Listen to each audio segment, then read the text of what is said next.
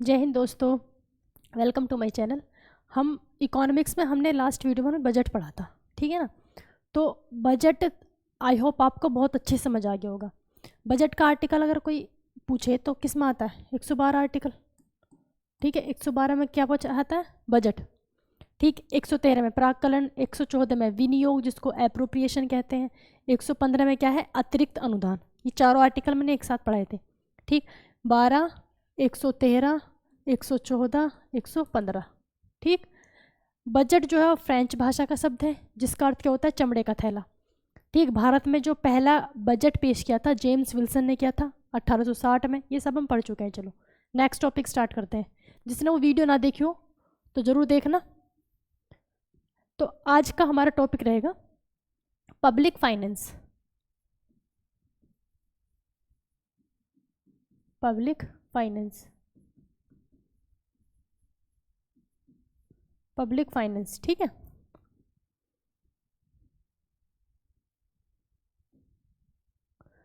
इसको कहते हैं हिंदी में लोक राजस्व। लोक राजस्व, ठीक।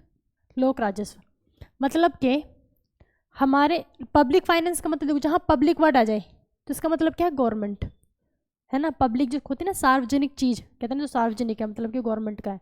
तो पब्लिक जैसे हमने जब सेक्टर पढ़े थे उसमें भी होता ना पब्लिक सेक्टर, तो वो गवर्नमेंट का था, ठीक। तो पब्लिक फाइनेंस हम दो पार्ट्स में डिवाइड करेंगे। एक तो इसमें हम देखेंगे कि इनकम कितनी है, मतलब टोटल फाइनेंस के बारे में बात हो रही है, तो इसमें इनकम कितनी होती है और खर्च कितना होता है। तो इसको हम दो पार्ट्स में डिवाइड करेंगे। एक तो हो जाएगा सार्वजनिक आय और सार्वजनिक व्यय, ठीक। सार्वजनिक आय, सार्वजनिक आय जिसको हम क्या कहेंगे? पब्लिक इनकम, पब्लिक इनकम, ठीक। दूसरा होगा सार्वजनिक व्यय यानी कि खर्चा, सार्वजनिक व्यय, ठीक है। इसको क्या कहेंगे? पब्लिक एक्सपेंडिचर, ठीक है। पब्लिक एक्सपेंडिचर, इतना क्लियर। अब आगे चलते हैं। ये जो आय है, पब्लिक आय जो है मतलब सार्वजनिक आय। सार्वजनिक आय भी दो तरह की, सार्वजनिक आय भी कितनी तरह की? दो तरह की। इसमें एक तो आती है राजस्व आय, राजस्व आय, ठीक है। और एक होती है पूंजीगत आय, पूंजीगत आय। राजस्व आय को हम कहते हैं रेवेन्यू रिसिप्ट, रिसिप्ट। वैसे तो इनकम भी कह सकते हैं, है ना। Revenue receipt. पूंजीगत आय कहते हैं कैपिटल रिसिप्ट, कैपिटल रिसिप्ट, ठीक। ये तो एक तरह से टर्म्स हो गए सिर्फ। अब इनके बारे में समझना है, अब इनके बारे में हमें समझना है। देखो थोड़ा छोटा कर लेते हैं, अब ठीक है। ये सार्वजनिक आय, सार्वजनिक व्यय। सार्वजनिक आय के दो टाइप, पहले हम आय को खत्म करते हैं फिर व्यय पे पहुंचेंगे।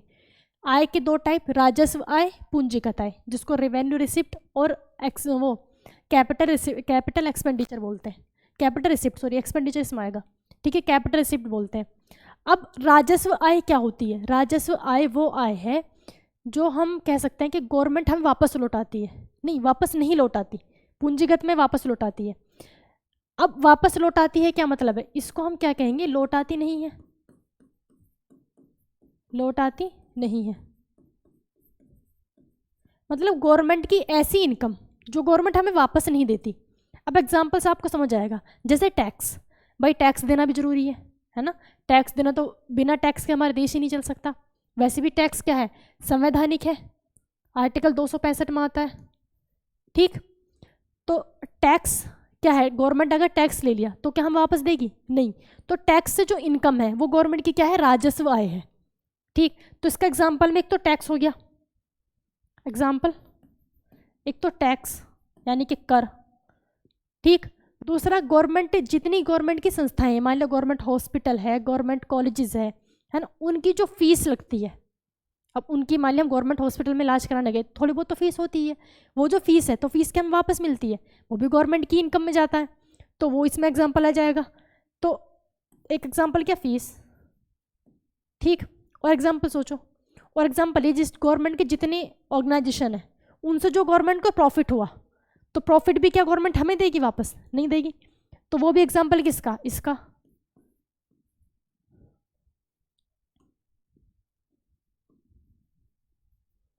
ठीक, प्रॉफिट हो गया। तो ये ऐसी इनकम क्या होती है गवर्नमेंट की? राजस्व आय होती है। अब पूंजीगत आय क्या होती है? देखो, कहीं भी पूंजीगत वर्ड आ जाए, मतलब कैपिटल वर्ड आ जाए, तो समझ लो बहुत बड़ा अमाउंट है पूंजीगत। जैसे हमने पहले ही पढ़ा था कि कैपिटल इन्वेस्ट क्या होता है, एक बड़ा, जो किसी बिजनेस को स्टार्ट करने में हम जो पहला स्टार्टिंग का मोटा पैसा लगाते हैं, वो हमारा कैपिटल इन्वेस्ट होता है। ठीक, अब कैपिटल आय जो है, पूंजीगत आय गवर्नमेंट की, वो कैसी होगी? ये होगी, ये तो होगी लौटाती नहीं है, ये ऐसी हो जाएगी जिसको गवर्नमेंट हमें लौटाती है, जिसे गवर्नमेंट को हमें वापस देना है। तो इसमें क्या है? लौटाती है गवर्नमेंट, ये वाली आय हमें लौटाती है। गवर्नमेंट के पास जो ये वाला पैसा गया, गवर्नमेंट हमें लौटाएगी। अब एग्जाम्पल, जैसे कि बैंक, भाई बैंक क्या है? बैंक के अंदर हमने पैसा रखा, तो हम बैंक को हमें देना पड़ेगा वापस, जब वो भी जब हमारी मर्जी होगी तब देना पड़ेगा। तो बैंक आ जाएगा इसमें, बैंक, बैंकिंग मतलब। ठीक, दूसरा, अगर हम LIC करवा रहे हैं तो LIC का पैसा हम वापस मिलता है, LIC आ जाएगा, LIC। ठीक, और एक होता है बॉन्ड पेपर। बॉन्ड पेपर ऐसा होता है, मतलब उसमें भी आपको ना एक वो दे देते हैं, पैसा दे देते हैं उसको, वो उस पेपर पे साइन वगैरह करके, फिर वो कुछ टाइम बाद LIC की तरह ही कुछ टाइम बाद 10 साल बाद आपको पैसा उस पर इंटरेस्ट वगैरह जुड़ के ज़्यादा होके मिलता है। ठीक है, तो बॉन्ड पेपर।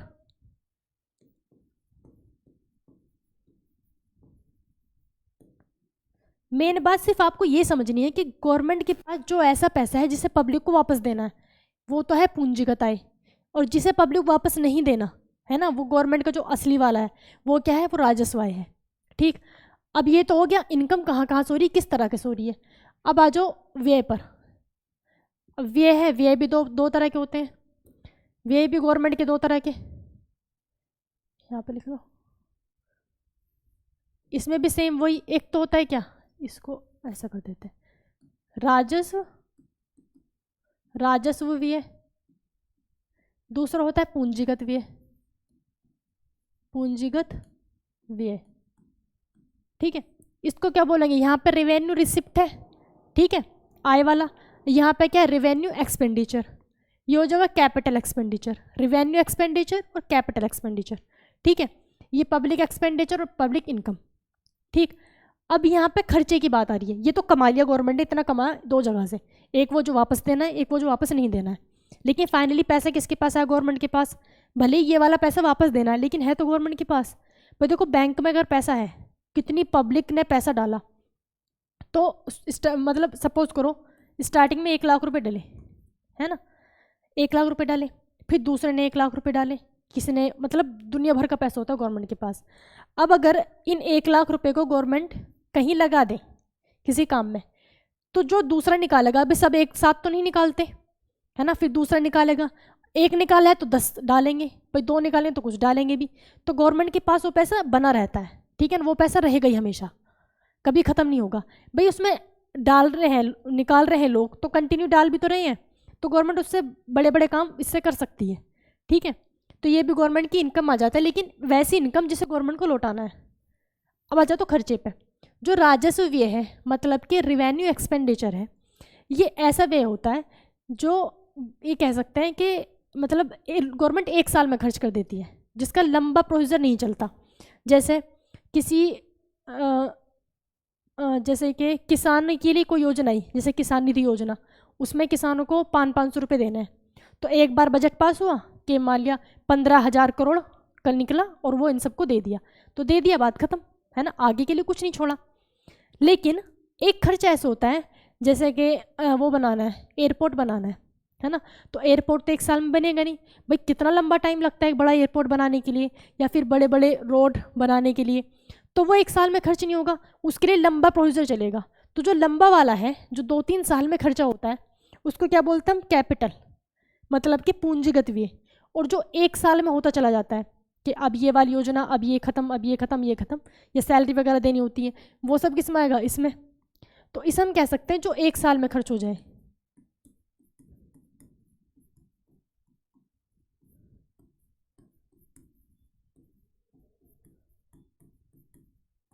ठीक है ना, वो क्या हमारा राजस्व व्यय है। पूंजीगत व्यय है जिसे खर्च होने में कई साल लगे।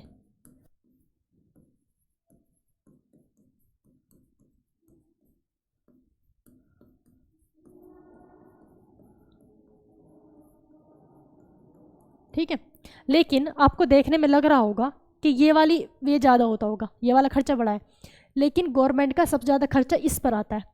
भाई छोटी छोटी सोचो, अगर किसी को 100 रुपये भी देना है पूरी जनता को, है ना, सोचो यहाँ की पॉपुलेशन कितनी है, कितनी बड़ी जनता है, कितने सारे लोग हैं, तो उसी में ही पता नहीं कितने हज़ार करोड़ का बिल आएगा।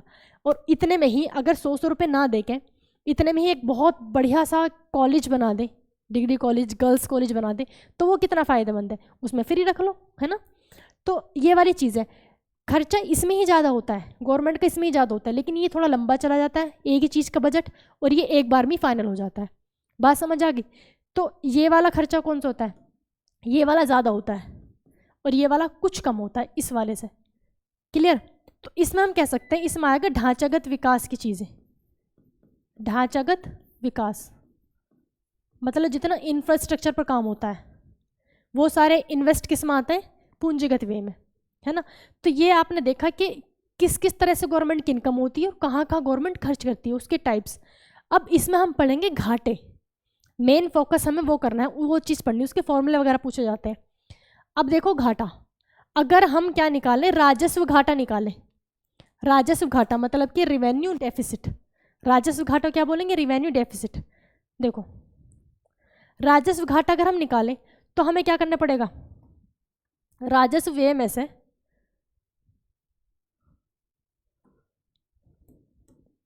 अगर हम राजस्व घाटा निकालें, यही लिखते हैं, चलो राजस्व घाटा, इसको ऊपर ही कर दो, यहाँ से तो कुछ दिक्कत नहीं है ना, इतना तो समझ जाओगे, यहाँ कर देते हैं। देखो अगर हम राजस्व घाटा निकाल रहे हैं तो हम, या कोई भी घाटा देख लो, हमें अगर हम किसी भी चीज़ का लॉस निकालना है, घाटा निकालना है, तो जितना उसने खर्च किया है उस खर्च में से उसकी इनकम को माइनस कर दो। ठीक, क्योंकि इनकम कम है और खर्च ज़्यादा है तभी तो हमें लॉस हुआ। तो जो हमने खर्च किया उस खर्च में से अगर हम उसकी इनकम को माइनस कर देते हैं तो क्या आ जाएगा? हमें लॉस पता चल जाएगा, घाटा पता चल जाएगा। तो घाटे को इकोनॉमिक्स की लैंग्वेज में क्या कहते हैं? लॉस नहीं कहते, डेफिसिट कहते हैं। इसको क्या बोलेंगे? Revenue deficit.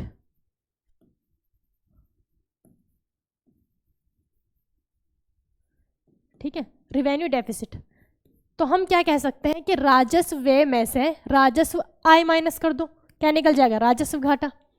राजस्व व्यय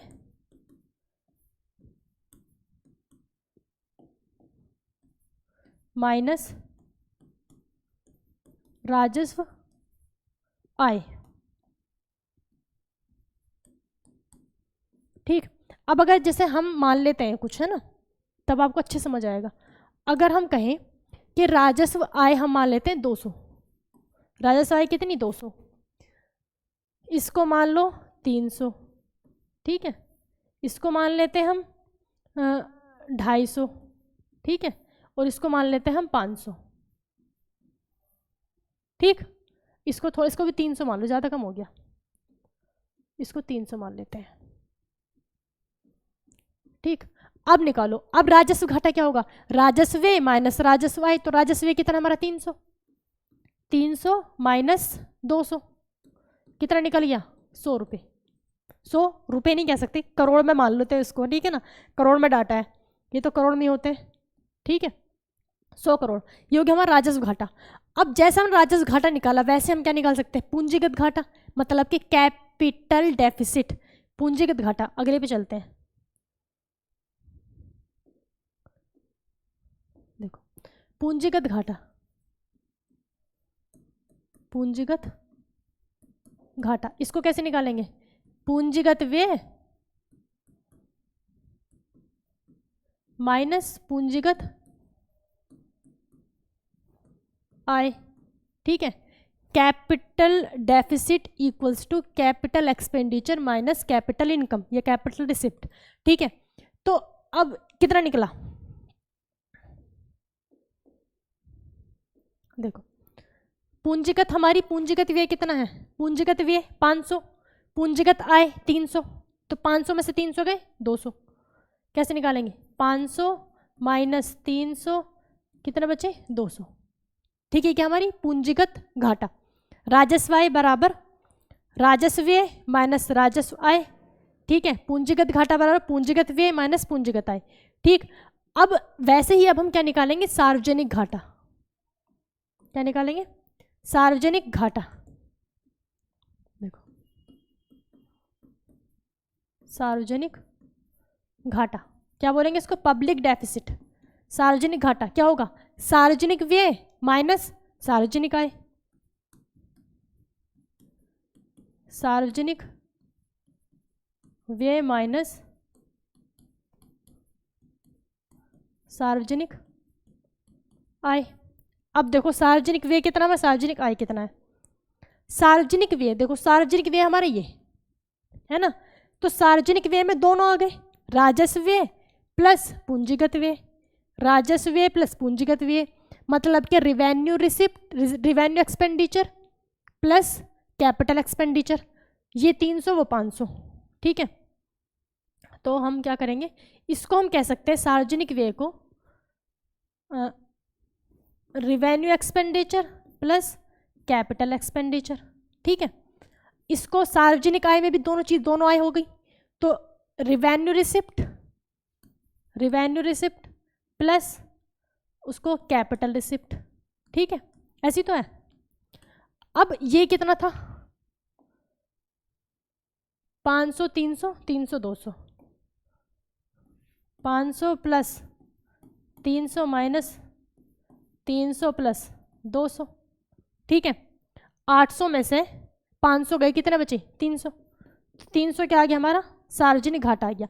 तो कहने का मतलब ये है, अगर सार्वजनिक घाटा मतलब पब्लिक डेफिसिट पूछे तो या तो फॉर्मूला ये होगा, या फिर वो ये भी तो कह सकता है कि सार्वजनिक व्यय क्या है ना, या फिर सार्वजनिक व्यय की जगह तुम्हें ये दे दे, है ना, राजस्व व्यय प्लस राजस्व व्यय प्लस पूंजीगत व्यय, इसकी जगह ये भी तो लिख के दे सकता है, बात तो एक ही है। तो आपके दिमाग में वो स्ट्रक्चर होना चाहिए, राजस्व व्यय क्या है, पूंजीगत व्यय क्या है, ये सब पता होना चाहिए, ठीक। तो ये तो हो गया बहुत सिंपल, इसमें से इसको घटा दिया, इसमें इसको घटा दिया डायग्रामेटिकली, ठीक है। लेकिन एक होता है राजकोषीय घाटा, वो समझना है, राजकोषीय घाटा, राजकोषीय घाटा। अच्छा, अभी जो हमने ये पढ़ा था सार्वजनिक घाटा, कहाँ गया हम, सार्वजनिक घाटा, सार्वजनिक घाटे को क्या कहते हैं, बजट घाटा भी कहते हैं, बजट घाटा भी कहते हैं, ठीक है ना। सार्वजनिक घाटे को क्या कहते हैं, बजट घाटा भी कहते हैं। अब आ जाओ राजकोषीय घाटा, राजकोषीय घाटा मतलब कि फिस्कल डेफिसिट, राजकोषीय घाटा, हाँ लिखा मैंने, क्या बोलते हैं इसको, फिस्कल डेफिसिट, फिस्कल डेफिसिट, ठीक है ना। राजकोषीय घाटा वो होता है, मतलब अब तक हमने देखा कि जो मतलब गवर्नमेंट का पैसा नहीं है, देखो हम क्या कर रहे हैं, इसमें जो ये वाली इनकम है ये तो गवर्नमेंट की प्योर है, लेकिन ये क्या गवर्नमेंट का पैसा है, ये गवर्नमेंट का पैसा तो नहीं है, ये तो पब्लिक का पैसा है, जनता का पैसा है। अब ये भी पैसा गवर्नमेंट यूज कर रही है, तो राजकोषीय घाटा हम कह सकते हैं कि गवर्नमेंट का एक्चुअल में घाटा है, या फिर गवर्नमेंट जितने भी लोन वगैरह लिए हुए हैं वो भी तो इसमें से जा रहे थे, इसी अमाउंट में से जा रहे थे, टोटल इनकम में से। लेकिन अगर हम राजकोषीय घाटा देखेंगे तो राजकोषीय घाटा में हम इसको काउंट नहीं करते, इसको काउंट नहीं करते, ठीक। खर्चा तो दोनों गवर्नमेंट का ही है, ये भी खर्चा गवर्नमेंट नहीं किया, ये भी खर्चा गवर्नमेंट नहीं किया, ये वाली इनकम गवर्नमेंट की है लेकिन ये वाली तो नहीं है, ये वाली इनकम गवर्नमेंट की नहीं है। तो राजकोषीय घाटा क्या है, सरकार का, मतलब एक्चुअल में वास्तविक घाटा वही है राजकोषीय घाटा। तो उसको हम कैसे निकालेंगे, टोटल व्यय में से केवल राजस्व आय माइनस करके, टोटल व्यय को हम क्या कहेंगे? सार्वजनिक व्यय। सार्वजनिक व्यय तो है टोटल व्यय। कुल व्यय यानी कि सार्वजनिक व्यय में से अगर हम राजस्व आय को माइनस कर दें तो क्या निकल जाएगा हमारा? राजकोषीय घाटा निकल जाएगा। तो फॉर्मूले पे जाओ, देखो ये कॉन्सेप्ट समझ आ गया। तो इसको हम क्या कहेंगे? राजस्व, सॉरी,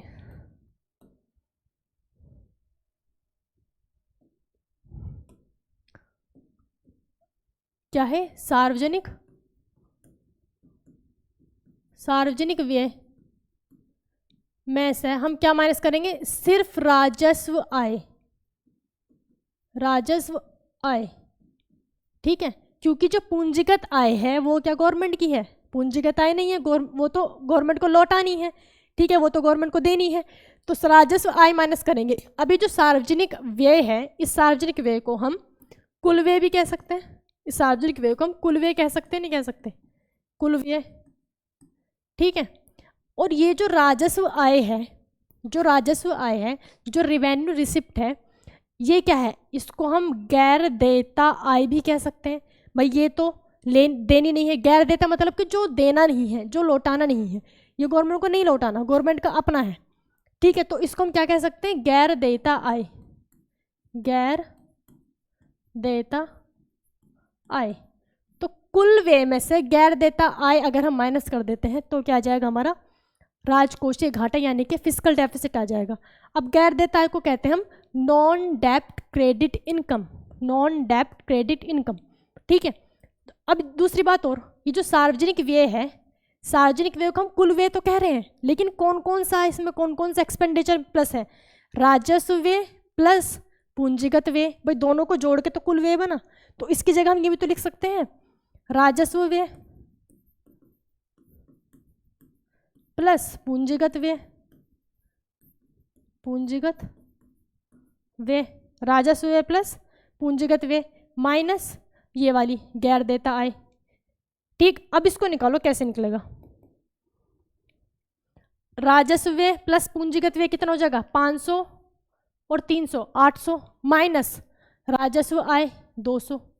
800 माइनस 200, 500, 300, 200, ठीक है। ये कितना है? ये हमारा 500 प्लस, नहीं ये 300 है ना। राजस्व व्यय हमारा 300, पूंजीगत व्यय है 500 माइनस ये वाला राजस्व आय कितना है? 200। ये कितना है? 800 माइनस 200, बचा कितना? 600 करोड़। तो सबसे बड़ा जो घाटा आपने देखा क्या है? राजकोषीय घाटा है। सबसे बड़ा घाटा क्या है? राजकोषीय घाटा है। अब ये राजकोषीय घाटा अगर बढ़ता है, ये हमारी जीडीपी का 6.5% है, जो बैठता है 15 लाख करोड़। कितना बड़ा अमाउंट है, इतना बड़ा गवर्नमेंट घाटे में, ठीक है। तो ये जो राजकोषीय घाटा होता है, राजकोषीय घाटे में गवर्नमेंट पिछले जो लोन है वो भी दे रही है, वो भी तो इसी में जा रहे हैं। जैसे लोन जो लेती है गवर्नमेंट, वो ऐसा तो नहीं कि अपने घर लेके जा रही है ना। जैसे कभी मनमोहन सिंह ने जो लोन लिया होगा, अब वो कंटिन्यू उसको जो हमारा देश चुका रहा है, तो मोदी जी के टाइम पे भी वो दिया जा रहा है, चुकाया जा रहा है।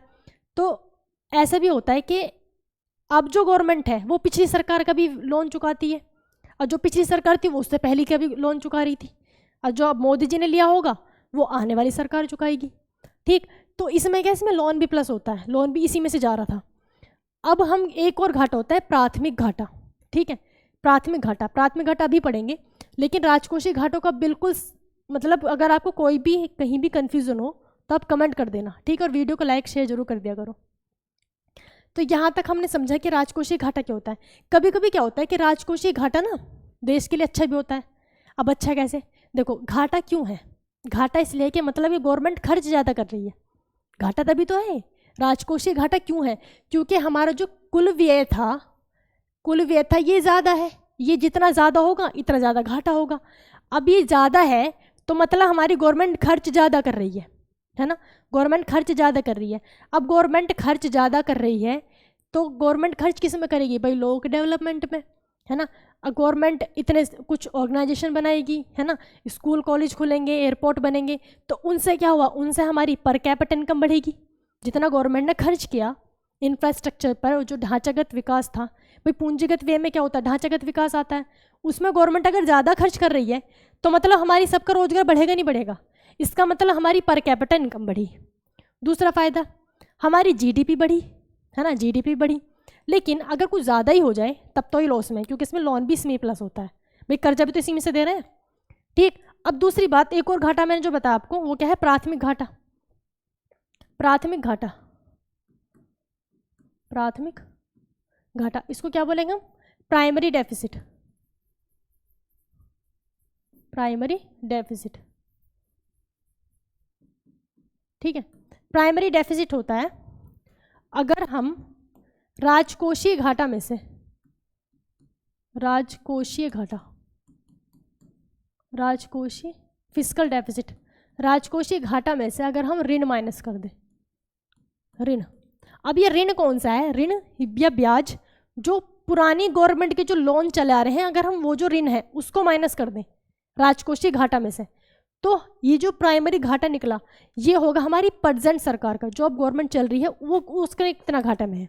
ठीक है, तो ये क्या है, प्रेजेंट सरकार का निकालने का, प्रेजेंट गवर्नमेंट के लिए, क्योंकि पिछला वाला जो गवर्नमेंट चुका रही थी, जो पिछला ऋण है, पिछला ब्याज है, उसको अगर हम राजकोषीय घाटा में से माइनस कर दें तो ये तो हमारी सरकार जो अब चल रही है उसी का घाटा आएगा। समझ गए, तो ये होता हमारा क्या, प्राइमरी घाटा। अब मैं ऋण का तो पता नहीं, जो इसको मैं निकाल के दिखाऊं, ठीक है। राजकोषीय घाटा तो हमारा 600 निकला था, 600 करोड़, इसमें से ऋण माइनस करके क्या आ जाएगा हमारा, ये आ जाएगा प्राइमरी घाटा। ठीक है, तो ये सारे हमने घाटे पढ़े, सारे डेफिसिट पढ़े। नेक्स्ट टॉपिक में आपको मैं पढ़ाऊंगी टैक्सेशन, टैक्स वगैरह के बारे में, उसमें जीएसटी वगैरह पढ़ना होगा। और दूसरा एक टॉपिक और पढ़ना है जो M1, M2, M3, M4, ये क्या होती है, M stands for money, government का जो पैसा है वो कितनी, मतलब हमारे गवर्नमेंट का नहीं कह सकते, हमारे पूरे देश का पैसा, पूरे देश का पैसा कितने पार्ट्स में, कितने उसमें डिवाइड होता है।